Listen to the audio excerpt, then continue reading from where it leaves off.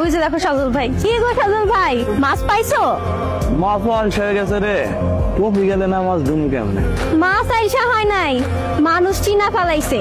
যার ঘরে বউ নাই, মাছ তার টোপ গেলে না। তোর সাথে উনি কে? আগে কখনো তো এই গ্রামে দেই নাই। এটা আমার ভাবির ছোট বোন, আমার বেআইন লাগে। ও তোর বিয়ান মানে তো আমারও বিয়ান। তোর বিয়ানের নাম কি? শায়লা। তা আপনার কি বিয়া হইছে? কি যে বলেন না, বিয়া হইলে কি আর বেআইন নিয়ে ঘুরতাম? ঘুরতাম তোর জামাই নিয়া। হ্যাঁ তাই তো। এই সহজ কথাটা বোঝেন না বলেই তো আপনার বড়শিতে মাছ ধরে না। এখন ধরে নাই, কিন্তু ধরবো। মাছ বসির কাছে আইসা পড়ছে। কও কি, পানির উপর থেকে পানির ভেতরে মাছ দেখে ফেলাইলা? এই মাছ জলে বাস করে না রে, ডাঙায় বাস করে। কি কি কইলা? এইটা তো না বুঝলো চলবে। বুঝছি বুঝছি। আপা বেশিক্ষণ এখানে থাকলে পাগল হয়ে যেতে। চলো তুমি, চলো।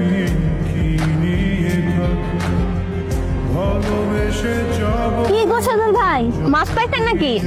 না রে, মাছ হলে চালাক হয়ে গেছে, বড়শি খাই না। হাই রে, আমার বাসায় তো নতুন মেহমান আইছে। ও বাজান, বাড়িতে মেহমান এসছে। যা, গাছে তো দুটো ডাব পেরে লিয়ে। কি বললো মা? তুমি পাগল হইছো? আমি উঠবো গাছে? সিসি বাবা, মেহমানের সামনে এভাবে কেউ কয়? মা তুমি নিজেও জানো, তোমার হাতে ছাড়া আমার নিজের হাতে ভাত খাই না, আর তুমি কোন আক্কেলে আমার গাছে উঠতে পাও? এত বড় অপমান মুখের উপরে না কইলো? জ্যাম নেই হোক, এই ছেলেকেই আমার বিয়ে করতে হইব। তারপর দেখামো কিভাবে তোরে গাছে উঠাই। বান্দরের মতন সারা দিন গাছে উঠাই করে রাখবো। থাক চাচি, ডাব পাড়া লাগবো না, আমরা কিছুক্ষণ আগেই ডাব খাই আসছি। না রে? হ চাচি, হ্যাঁ ডাব খাই আসছি। দেখছো, তুমি খালি খালি আমার গাছে উঠতে করেছিলা, তোমার ডাব খেয়ে আইছে। ভালো করছে, তুই এখন আমার চোখের সামনে থেকে যা। আমি চিন্তা করতেছি, আমার বলা তো দিন দিন বড় হইতেছে, ওরে বিয়ার সাথে দেওয়ান লাগবো না, তায়াত্র মুখ দেওয়ান লাগবো না।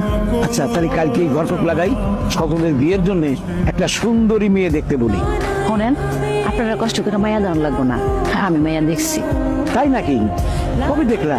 আমাকে পাশের গ্রামে শান্ত আছে না, শান্তর হালি। বলে তুমি বলছো তোমার সাথে কথা বললে চলবে, তোমার শ্বশুর শাশুড়ির সাথে কথা বলার কোনো দরকার নেই। কোনো দরকার নেই চাচা, আমার সাথে কথা বলি।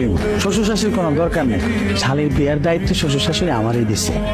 চাচা উনি ঠিক কইছে, উনি তো বাড়ির বড় জামাই, তাই আমার আব্বা উনারে সব দায়িত্ব দিছে। উনি যেমনি কইব তেমনি হইব। তাহলে আমরা আগামী শুক্রবারে বিয়ের দিনটা ধার্য করি।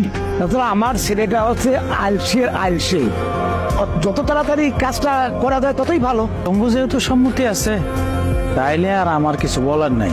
বিয়েটা একবার হোক, তারপর তো সব আলসামি ছুটাম। কি বলো, সে কখন থেকে বসে আসছেন, আমারে দেখবেন না? বাড়ির ঠিকানা না দিয়া ঈদের দাও দাও, তাই না? মানে তুমি এক হাত দিয়ে ঘুমটাতে ধুইরা রাখছো, আর তুমি আমারে কো তোমারে দেখি না, ভালো করো।